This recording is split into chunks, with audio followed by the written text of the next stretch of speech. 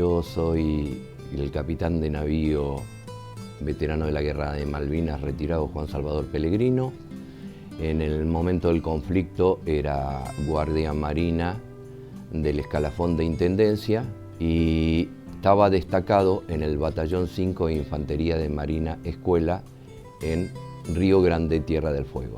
Como parte de ese batallón, yo estaba integrando en tiempo de paz, era jefe de contabilidad del material y servicios españoles, en la organización administrativa del batallón, y en la organización operativa era jefe de abastecimientos de la sección de apoyo logístico del batallón. Y si bien sin cargo, oficiaba de segundo jefe porque tenía al capitán Aquino, hoy capitán Aquino, en ese momento teniente de corbeta, que era el jefe de sección. La diferencia básica era que en tiempo de paso en la organización administrativa tenía dependientes de mí subunidades que luego se dividían y se distribuían entre las compañías que iban al terreno, quedando una parte de la dotación que en ese momento teníamos a cargo para darle apoyo a las mismas. En 1981 hicimos un adiestramiento durante todo ese año en el terreno, lo que nos permitió ganar una experiencia que después utilizaríamos en Malvinas. El 2 de abril nos enteramos con mucha alegría que habían sido recuperadas las Malvinas. Yo por lo menos no tenía conocimiento hasta ese momento. A partir del 2 de abril, el comandante nos ordenó alistar logística para 800 hombres.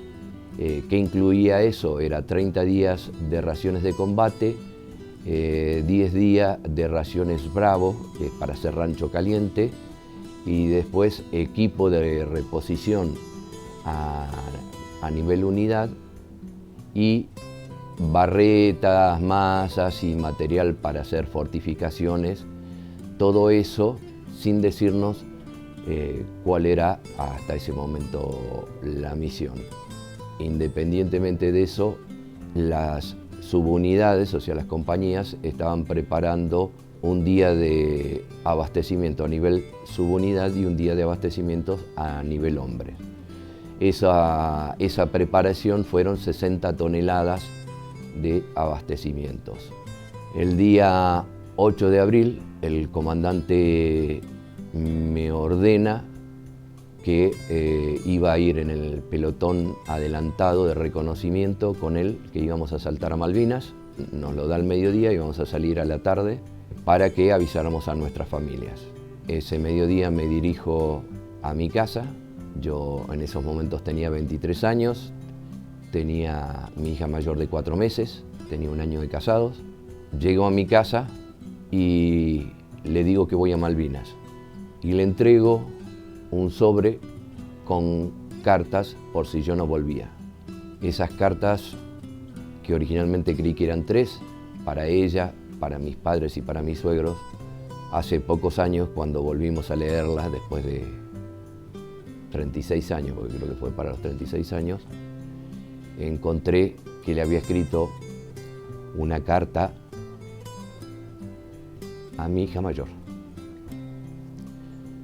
por si no llegaba a volver. Luego de eso, me despedí y me fui saliendo desde la base aeronaval Río Grande en un avión de la Fuerza Aeronaval, llegando a Malvinas alrededor de las 3 de la tarde aproximadamente. En ese interín, Aquino se quedó en Río Grande y se hizo cargo de todo el traslado, ¿no? De organizar todo el traslado de la logística.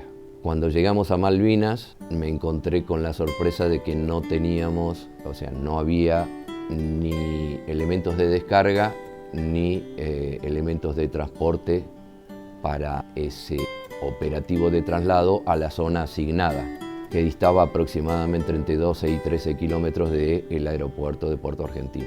En este trajinar, la primera noche que nos quedamos allá, tengo una inflamación de la rodilla por lo cual el médico en ese momento me dijo si yo quería volver. Yo me negué rotundamente. Después de ello comenzaron a llegar los aprovisionamientos, entonces los bajábamos siempre con los motores de los aviones en marcha a suma velocidad, y más aproximadamente en 3 días, del 8 al 11 de abril aproximadamente, logramos traer todo. Ejército nos prestó unos camiones y pudimos transportar a la primera zona asignada de batallón, en la zona de Casa Amarilla, los suministros que habían llegado vía aérea. A partir de ese momento se posicionaron las zonas designadas a las compañías, que primero fue una zona muy amplia y después fue una zona mucho más acorde con el batallón en la medida que fueron llegando las unidades de ejército, y lo que sí, solamente para poder trasladar los aprovisionamientos a las compañías teníamos 2 caminos consolidados que estaban alrededor de una zona, básicamente de Sapper Hill, Muddy Brooks, ¿no? Esos eran los caminos básicos que estaban consolidados, y luego para llegar a la compañía Nácar había que hacerlo, en principio lo hicimos adelantándolo mientras se pudo por vía aérea mediante helicópteros, y se transportó allí 2 cocinas judías, o sea, 2 cocinas de campaña, mediante camionetas guerrera, como le llamamos nosotros, una camioneta Dodge 4x4, se hacía a través de campo traviesa, vamos a decir así, que era la camioneta que poseía la unidad y nosotros le entregábamos, le adelantábamos abastecimientos.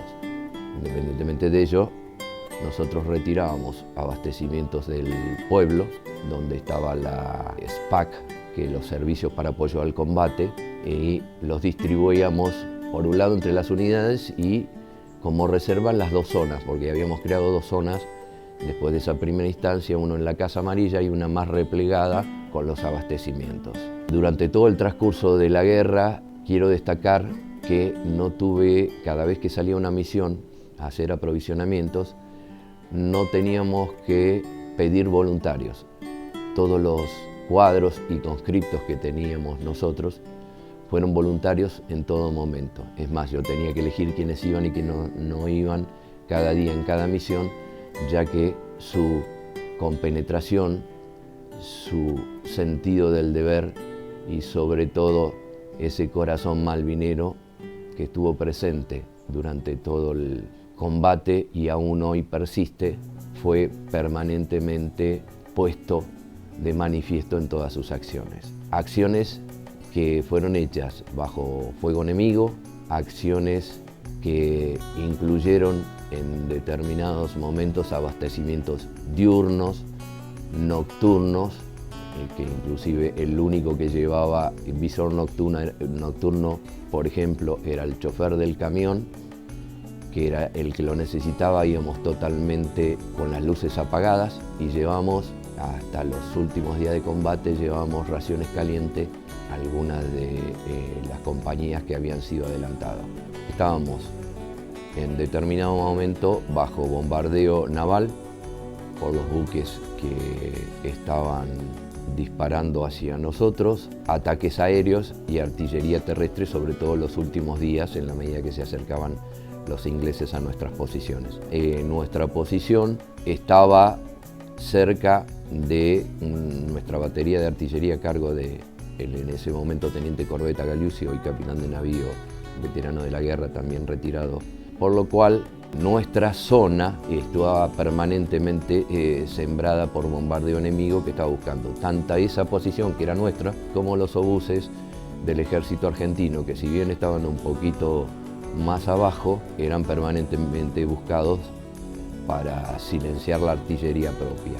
A pesar de todo eso, pudimos inclusive reponer equipo a las compañías, sobre todo lo que era la ropa de abrigo, medias, botas, se pudo reponer hasta los últimos días, que ya no teníamos esa facilidad, pero se les había adelantado a las compañías. Tanto es así que en todo el batallón, para que tengan una idea, el batallón salió preparado como para 800 hombres y con los agregados que tuvimos después, aproximadamente estábamos en los 1000 hombres en el terreno. O sea que esa era la dimensión logística que había que sostener con los medios que se tenían. Por otro lado, nosotros estuvimos casi 3 meses. El tiempo de estadía en el terreno es mucho menor. Entonces, normal por cansancio, entonces teóricamente deberíamos haber tenido relevos. Esos relevos no ocurrieron, por lo menos en el caso mío, de que mi jefe me lo ofreció y yo le contesté que no. Así como le había dicho que no me relevara al médico, también le dije que no. Y le dije que no por algo que descubrí después, que le había escrito a mi señora para explicarle la razón en una carta. Le dije, porque el significado de honor, patria, coraje, soberanía, de todas esas palabras, debe estar avalado por los hechos, los cuales los producen los hombres. Y yo soy uno de ellos. Por eso no podría pronunciarlas si así no fuese. Es el mismo sentimiento que 40 años después tengo. Porque desgraciadamente estamos acostumbrados a muchos que hablan, pero no hacen. Y los que estuvimos allá, y destaco a mi gente, sobre todo, hicimos. Y podemos hablar porque lo hicimos. Entre otra de las cosas y las tareas que teníamos era traer la correspondencia de a un soldado argentino, que eran cartas que se escribían, mandaban los chicos de las escuelas, sobre todo para aquellos que no tenían quien les escribiera. Nosotros cada tanto recibíamos de nuestra familia alguna carta. Es así que en una de esas oportunidades, no sé por qué, me encontré buscando dentro de las cartas, cuando me dijeron que habían venido cartas de aquí, de Punta Alta, yo soy nacido en Punta Alta, unas cartas que justo habían venido de mi escuela, que era la escuela a la que iba mi hermano, y allí encontré su carta y tuve el honor de contestársela. No sé por qué, pero el Señor estaba allí. En la noche del 13 al 14 de junio arreció el fuego enemigo sobre nuestras posiciones y el día 14 nos ordenan replegarnos a una posición de retaguardia para seguir combatiendo. Nos replegamos. Cuando estamos llegando, encontramos una camioneta con heridos que no tenía chofer y en ese momento charlo con el encargado de batallón, que le avisé al comandante que yo me hacía cargo y los llevaba al hospital militar. Cuando llegamos al hospital militar descubrimos que uno de ellos estaba muerto y bueno, ahí mismo decidimos volver. La camioneta no funcionaba, volvimos caminando y nos encontramos que ahí se estaba replegando el batallón formado, ya que había sido rendido, no el batallón, sino se rindió Malvinas por el gobernador militar de esos momentos. Eso sucedió el 14, entramos a Puerto Argentino con la frente alta y desfilando. De hecho, los mismos ingleses lo destacan, que no parecíamos haber sido vencidos. Independientemente de ello, desde el 14 de junio al 22 de junio, tanto en el apostadero naval como luego en el campo de prisioneros de guerra, que fue en el aeropuerto de Puerto Argentino que se armó, nuestra sección siguió alimentando a todo el batallón, porque con la SPAC se prepararon 2 camiones, se llevaron cocinas judías al campo de prisioneros y con los mismos víveres nuestros se le dio de comer a toda la gente, hasta los últimos que fuimos nosotros. No estoy contando los que se quedaron 30 días después en San Carlos, porque después un grupo que los ingleses seleccionaron para que se queden de prisioneros en San Carlos 30 días más. Nuestro contingente fue el último que embarcó en el Bahía Paraíso. Salimos el 22 y llegamos a Puerto Belgrano el 24 de junio a la tarde-noche, donde luego de hacer varios trámites y cerca de las 2 de la mañana del día 25, me pude reencontrar con mi familia, mi hija ya de casi 7 meses y mi señora. 40 años después, ¿qué puede significar? Significa lo mismo. Significa que hoy tengo hijos del corazón, hermanos de la turba malvinera. Significa que aquellos que quedaron allá dejaron su bravura puesta de manifiesto. Significa que no podemos olvidarnos. Significa que tanto hoy, mañana o cuando sea, tenemos la obligación moral de recuperar nuestras islas. Son nuestras. Cualquiera que diga lo contrario no merece ser llamado argentino. Por eso le digo a las generaciones jóvenes, no las olviden, porque si es así, estarán olvidando a sus muertos.